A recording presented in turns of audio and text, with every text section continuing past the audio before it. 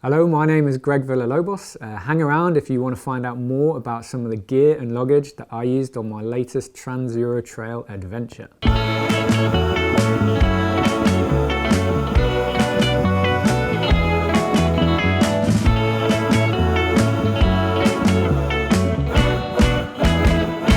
So before you watch this, I highly recommend you go watch this, which is a film of me and my friends riding through Wales on the Trans-Euro Trail. I'm going to talk a little bit about some of the gear that I used on that. We've got other films that cover some of the clothing, I've got films that cover the bike and some of my photo gear, but this film is about my luggage setup, how I packed and some of the gear that I took with me.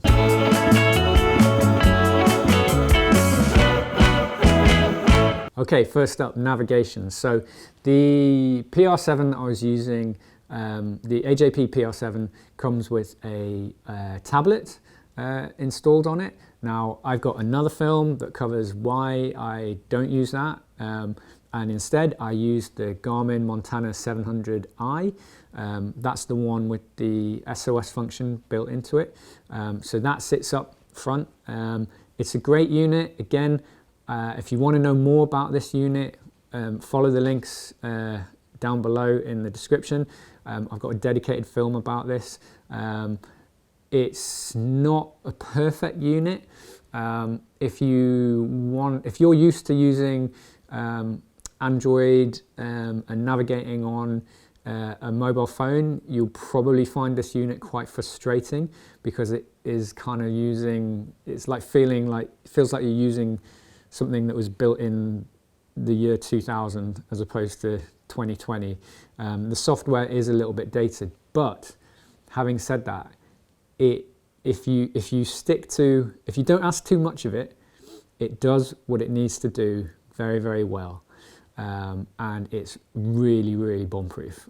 So that's why I use it.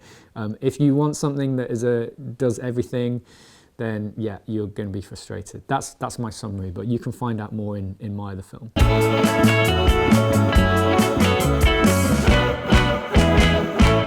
Okay, starting from the front of the bike. So up front, you'll notice that behind the fairing on my PR7, there are two dry bags.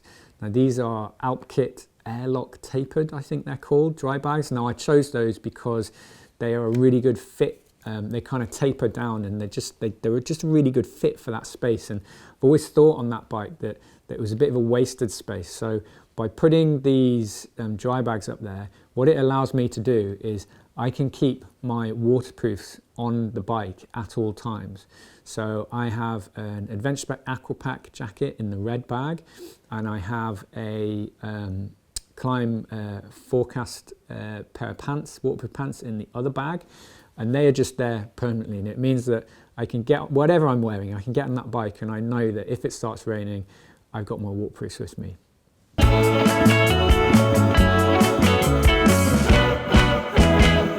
So moving down the bike, in front of me I have a tank bag, which is a giant loop Diablo Pro. So you can get these in different sizes, and it's actually the smaller one.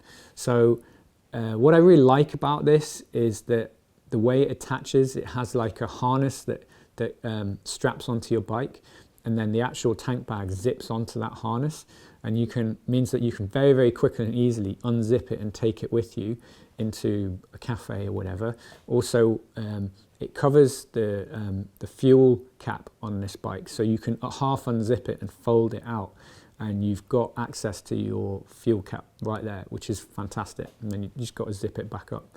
So if I was trying to be super, super lightweight, I would consider actually not using a tank bag at all. But for my style of riding, I always have my camera gear with me, and that lives, I've tried putting my camera gear in all sorts of different places, mostly on my rucksack behind me. But the technique that I've really settled on is having it in front of me in my tank bag, where I can just unzip it and grab it, and it's always ready to go. So that's where my camera lives. My sunglasses, I have a battery pack which I can charge off the bike if I need to. I actually think that if you're traveling on the TET around the UK, you're pretty much always going to be able to charge up your battery pack in a campsite or in a cafe over lunch or whatever. So I've got quite a big battery pack, and I didn't actually need to recharge it off the bike at all. And then I've got a little dry bag that's got all my kind of chargers and whatnot. And that means that when we stop somewhere, I can just unzip it, take it into the cafe, find a plug, charge stuff up, and I've got all my kind of like expensive kind of, or gear that I don't want to get stolen with me in a cafe if I feel like I'm in a place where stuff might get stolen off the bike, which was pretty much never. Two more things on there. There's my Leatherman Crunch. I'm not from the trades. I spend all my time in front of a computer. I'm not really exercising my hand muscles, so I find the Leatherman Crunch is actually a really, really handy tool. If you don't know what it is, go look it up. Essentially, it's a Leatherman slash mole grip, vice grip, all in one. It's a great little tool. And COVID times, a bit of hand sanitizer, essential kit riding at the moment.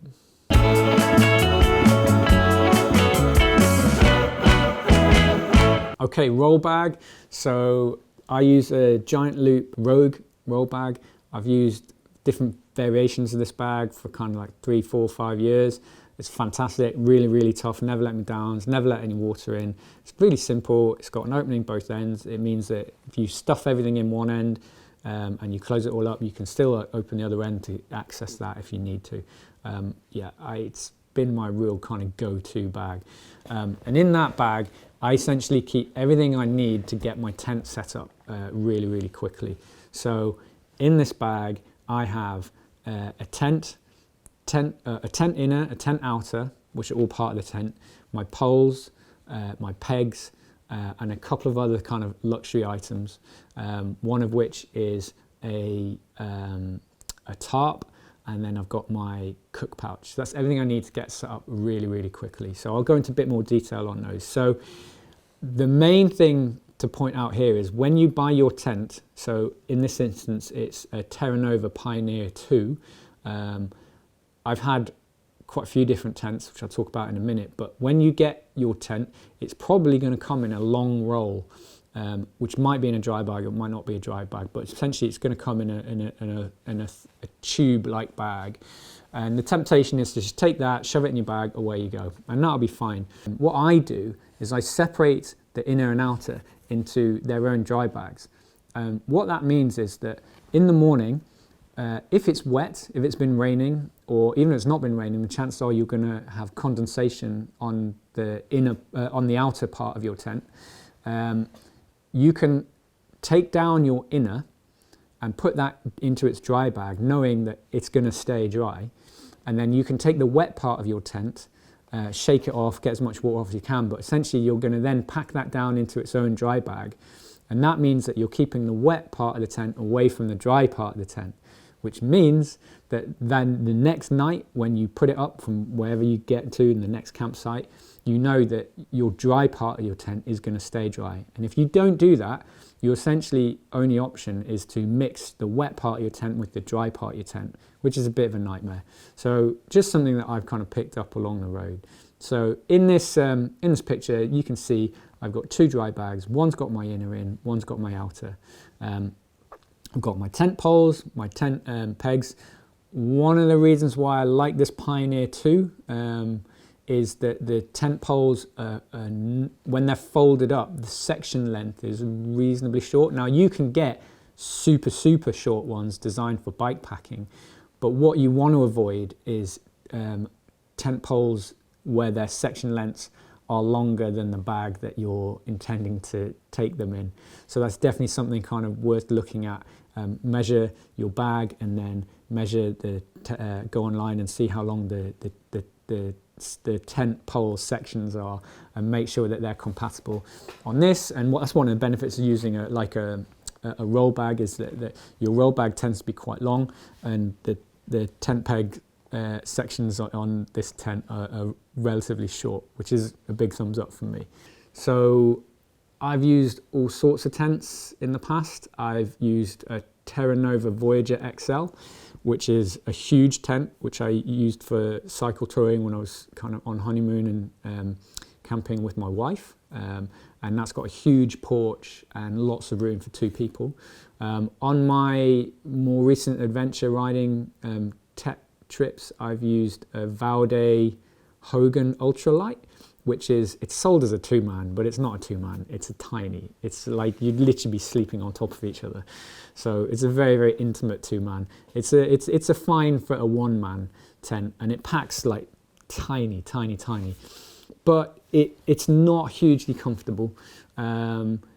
It's totally acceptable, but if you're doing multi-nights in a tent, and if stuff gets wet, there's not really, it's got a tiny little porch and there's nowhere really to put your gear. And especially one of the unique things of motorcycling is that you've kind of got your helmet and your boots and all your other gear. So you actually do need a considerable amount of space to store all that stuff. Even just the helmet, putting it in your tent. So for this trip, I invested in a Terra Pioneer 2 tent. So again, it's sold as a 2-man tent, but it's quite a compact 2-man. And it is pretty much bang in the middle of those other 2 tents. It's bigger than my Vaude Hogan, and it's smaller than my Voyager XL.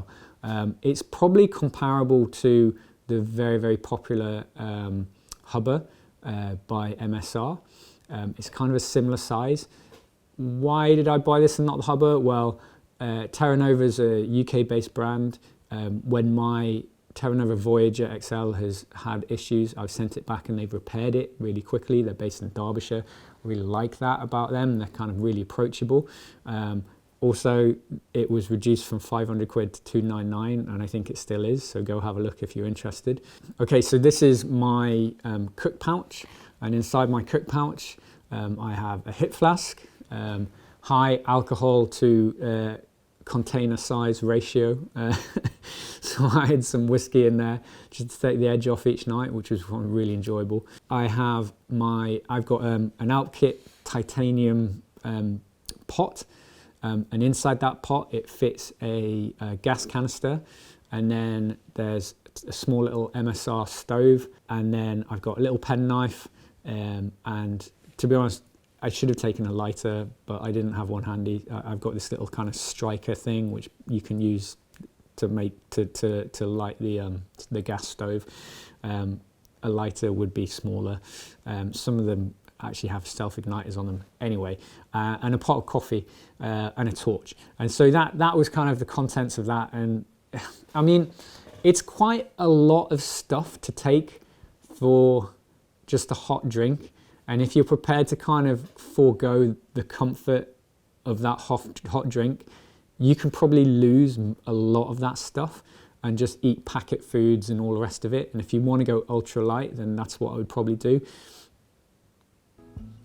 There's something about sharing a coffee in the morning that makes what can be quite an uncomfortable experience more comfortable. And so on this trip, because I had more space, because of the sleeping bag, I was more than happy to take the coffee. What would I change on this setup? Well, the Alpkit titanium mug pot is great. It's super light, but it's not non-stick. So I think I'll probably be changing that with something that's probably a little bit heavier, but a non-stick version, which makes cleaning it much, much easier the next after you've used it. And I would possibly also think about getting some kind of travel mug. Again, I tried to stay super lightweight and basically use my pot as my mug for boiling water and then pouring coffee into and drinking out of that. But one of the things with that is that it's really, really hot. And even with a handle, you burn your lips on the edge of it. So I don't know, I think maybe on the next one I might kind of treat myself to a small little travel mug as well.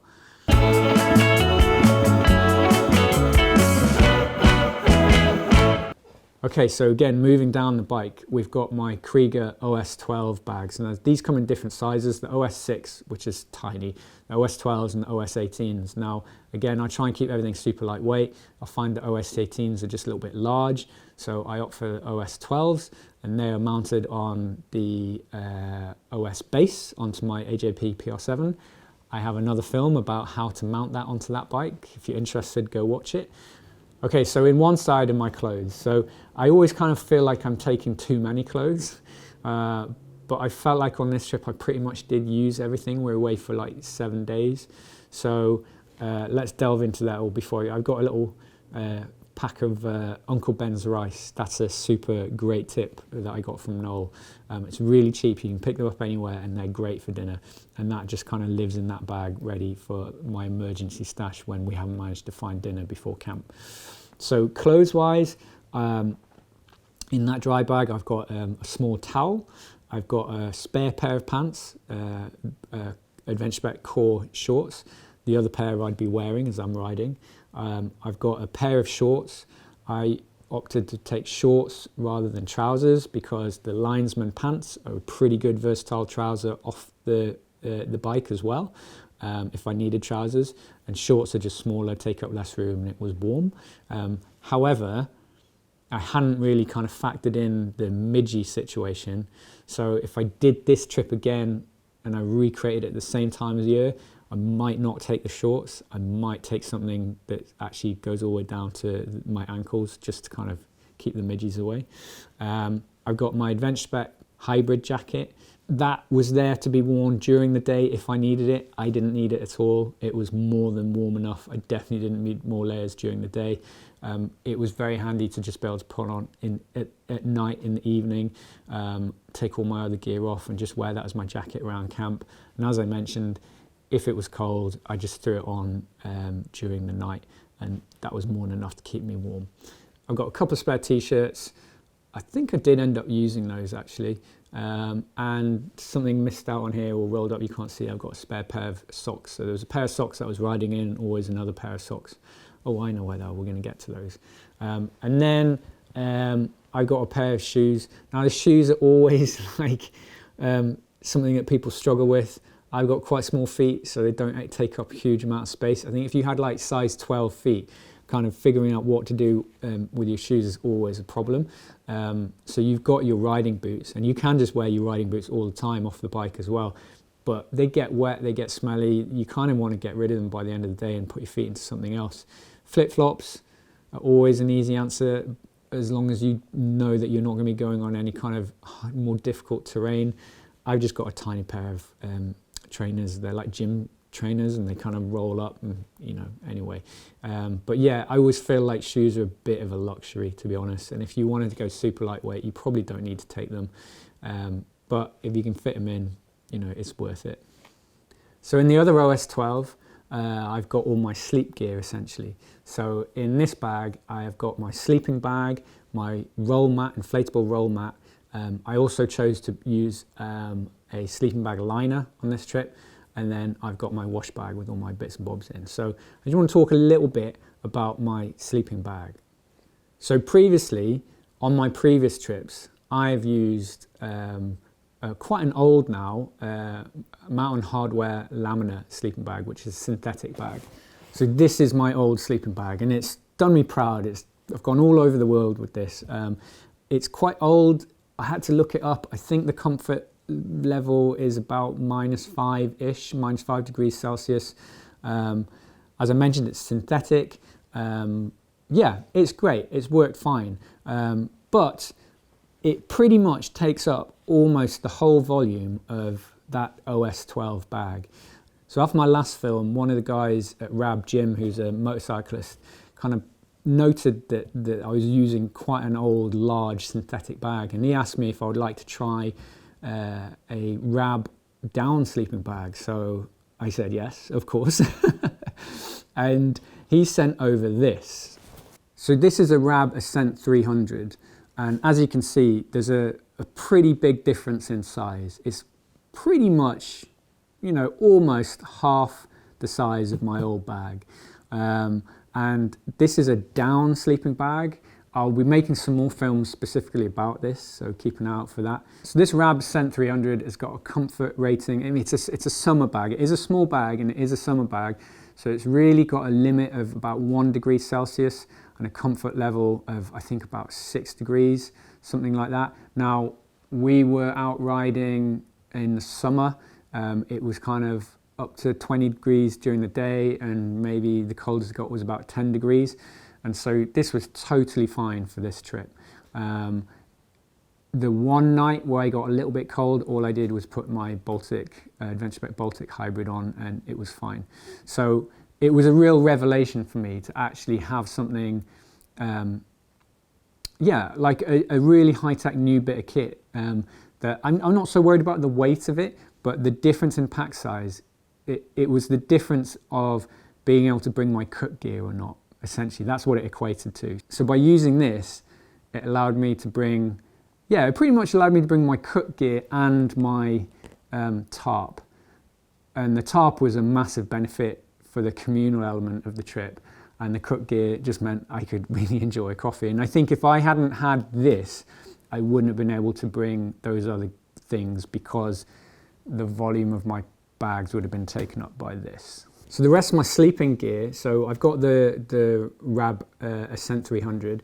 I opted to use a RAB sleeping bag liner. So one of the things with down sleeping bags is that they are made from real down as opposed to synthetic down. So you do need to look after it a little bit more. And essentially they have a shorter wash life cycle. So really you want to like minimize the amount of times you're going to wash that sleeping bag. So by using a sleeping bag liner, it means that you can just wash the liner and leave the sleeping bag. So I used a cotton liner. Now, the cotton liner is actually quite large, and if you're really trying to kind of save space, you could opt for the silk liner, which again is probably less than half the size.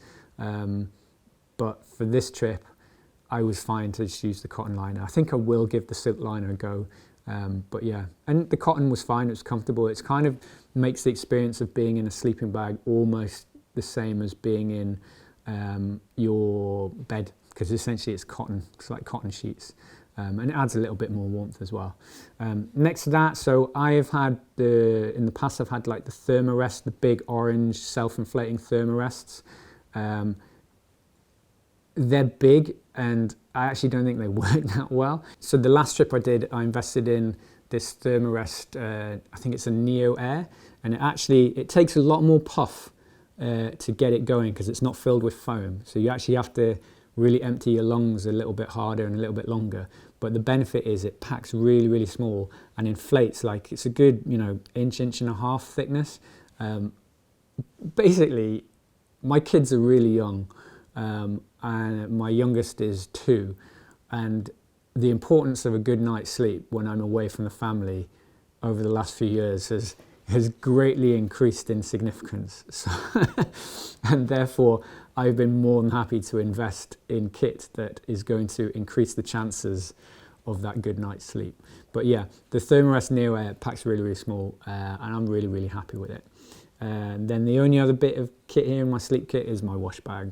Nothing too exciting to say about that, other than it's in one of the new Adventure Spec pouches, which you'll be finding out a little bit more about soon.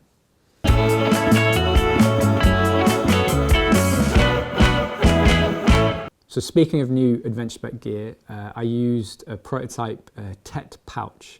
So this is part of our luggage range that's coming. Again, you'll be finding out more about this in the future, but this is a small fold-up pouch that's perforated, and it's got 2 functions really. One is that when you leave camp, you've got a load of rubbish with you and you always need somewhere to take that. Basically, we want to leave no trace as much as we can. We don't want to be leaving rubbish at the campsite, especially if you're wild camping. So this is something that folds up when you don't need it, and when you do need it, it folds out, and you can just take all your rubbish, stuff it in there, and then take it to the nearest bin whenever you find that at the next town.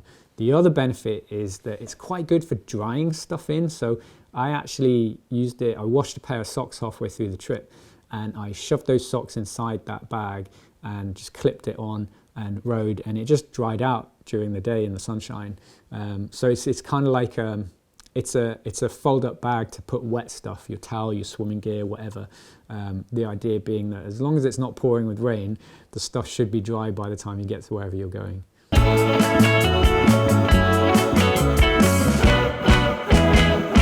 The last bit of gear that was strapped to my bike is my toolkit.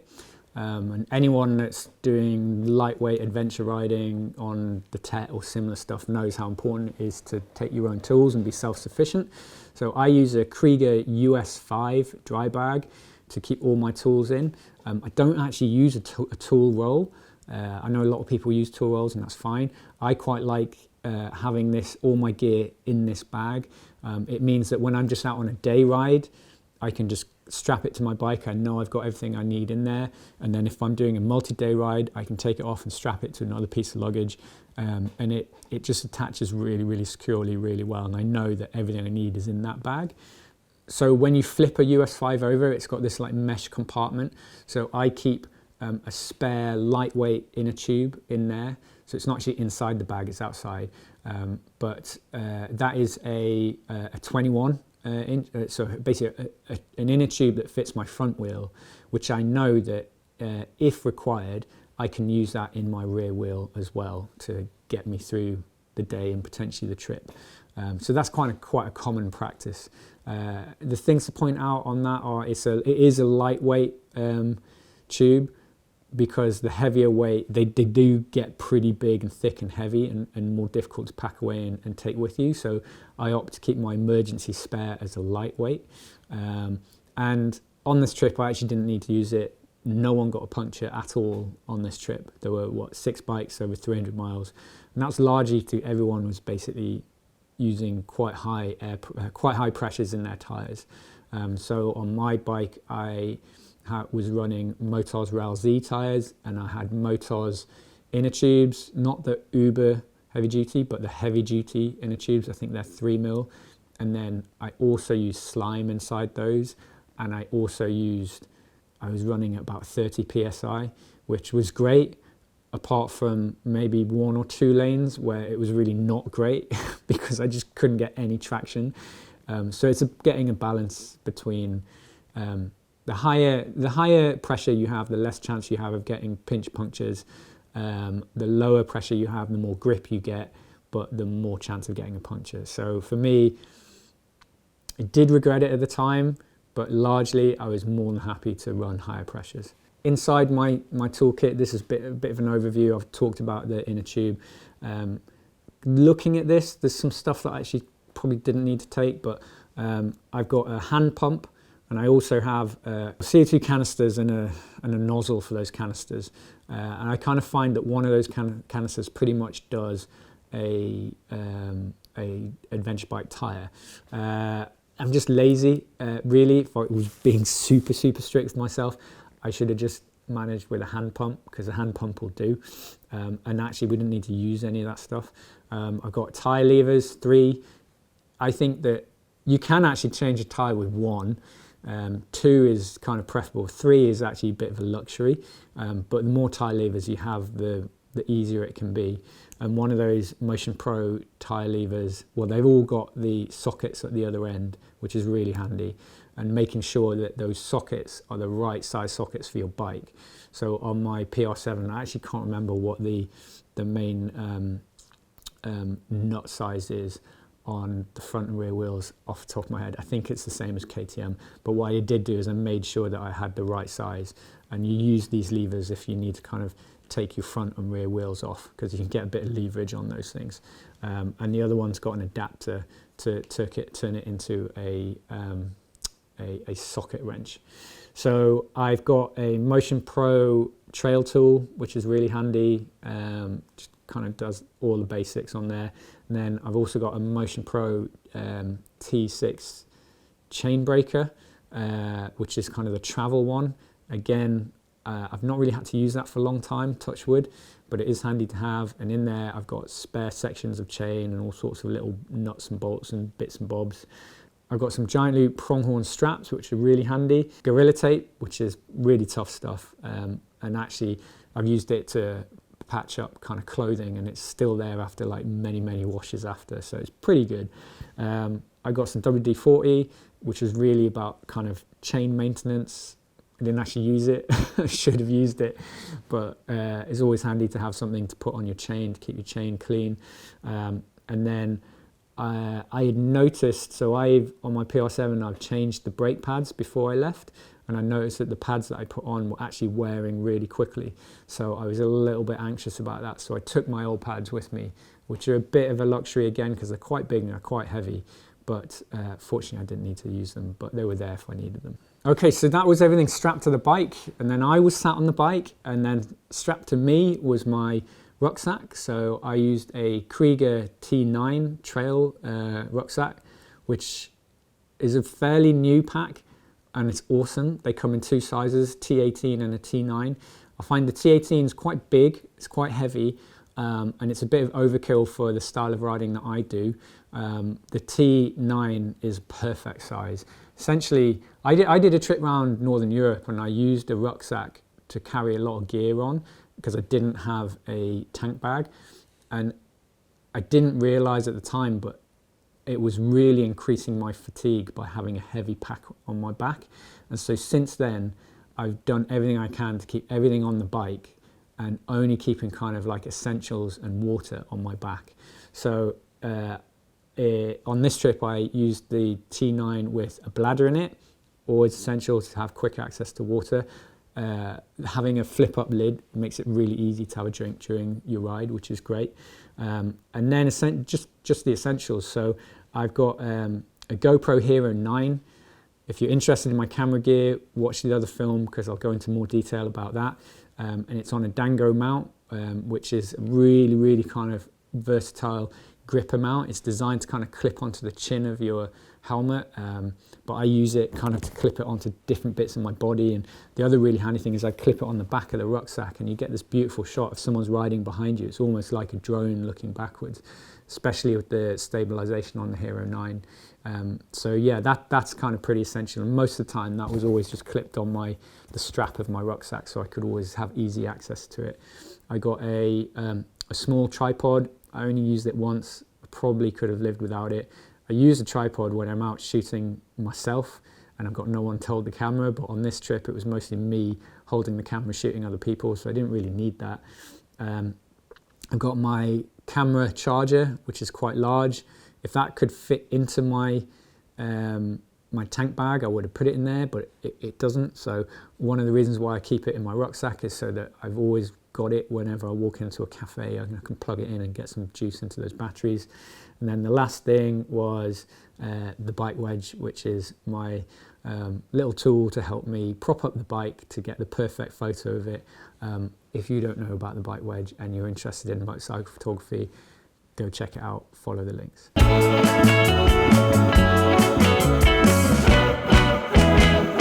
Okay, that's it. I feel like I've been talking for an age. If you've made it to the end of this, hats off to you, bravo. You must really, really want to know what I took with me. I hope that you found it informative. No two trips that I've ever been on have had the same packing. It's always a bit of testing, learning, refining, trying stuff out. It's the beauty of it. It's always about how little you can take. For me, it's always about how little I can take. And the less stuff that you have with you, the more freedom you enjoy. I mean, that's the same for walking, cycling, same for life maybe. But yeah, I'm always trying to take as little gear as possible. And that kind of goes through to my camera gear as well, which actually takes up a significant part of my luggage. But yeah, if you've got any questions, fire them over on comments. I'll do my best to answer it. Do go take a look at some of the other films related to this one. I've actually got quite a lot more gear films about previous trips. You can go watch the film of this trip. Subscribe to Adventure Spec, pop over to my channel, Greg Villalobos, and you can subscribe there if you're interested in motorcycle photography. But thank you for your time.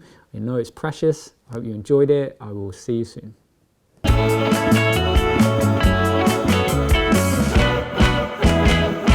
Ba ba ba ba ba ba.